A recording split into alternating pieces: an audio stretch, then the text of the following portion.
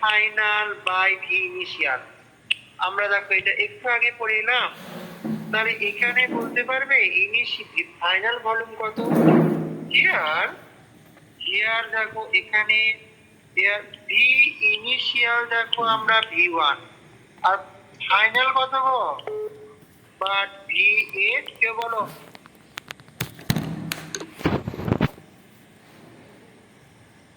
কে বলো? V2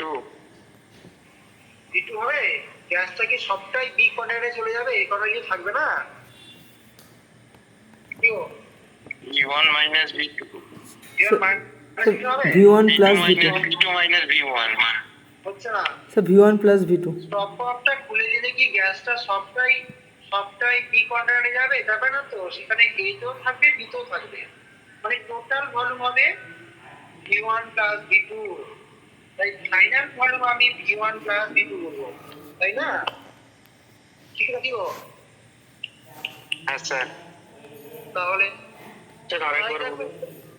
মানে যখন তুমি স্টপ পাম্পটা ওপেন করে দেবে তখন গ্যাসটা দেখো সাডেনলি এ কন্টেনার থেকে বি কন্টেনারে যাবে, কিন্তু যাবে বলে কি সবটাই চলে যাবে? এটা তো বি কন্টেনারে গ্যাস আছে না বি কন্টেনার খালি আছে? প্রেসার জিরো মানে কি? প্রেসার জিরো মানে কি? বি কন্টেনারে দেখো প্রেসার জিরো মানে কি বলো? প্রেসার জিরো মানে কি? কারা প্রেসার দেয়? গ্যাস মলিকুলগুলো তো প্রেসার দেয় গো। তাহলে প্রেসার জিরো মানে কি সেখানে কোনো গ্যাস মলিকুলই নেই, বুঝলে? হ্যাঁ স্যার। তাহলে আমি স্টপ পাম্পটা বন্ধ করে যখন এই কন্টেনারে গ্যাসটা আছে তখন তার ভলিউম ভি ধরেছি।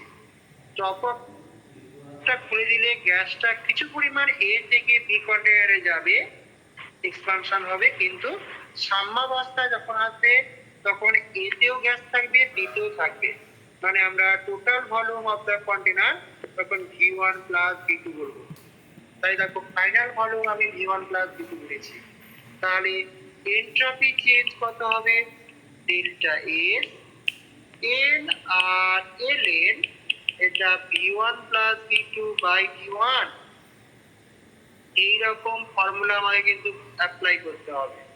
এবার দেখো যেহেতু V1 plus V2 এটা গ্রেটার দ্যান V1, তাই দেখো সো ডেল্টা এসটা দেখো আমি পজিটিভ পাবো। তার মানে কি গো?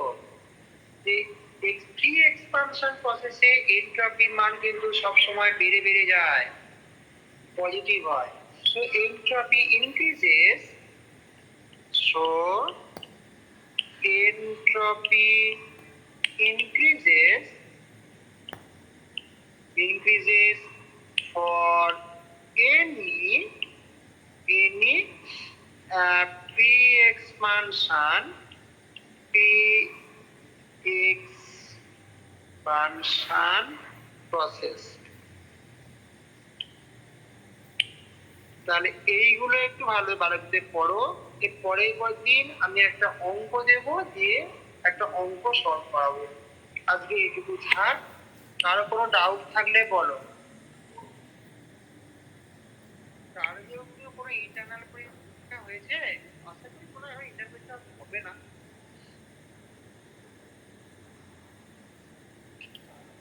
আমার কিন্তু অনেকটাই এগিয়ে এসেছি, এখনো প্রায় অনেকগুলো 8-9টা ক্লাস এখনো আমার বাকি। নেক্সট ক্লাস আমি আবার কবে নেবো? আজকে হচ্ছে সোমবার, ফ্রাইডে সন্ধ্যা আমরা আমি আরো কিছু কথা বলবো, করার পর আবার আমরা অক্সিলিয়ারি ফাংশন মানে গিভস এনার্জি, এলমোস্ট এনার্জি কথাগুলো বলবো, ঠিক আছে? আর এই ভাগ কারণ বড় আর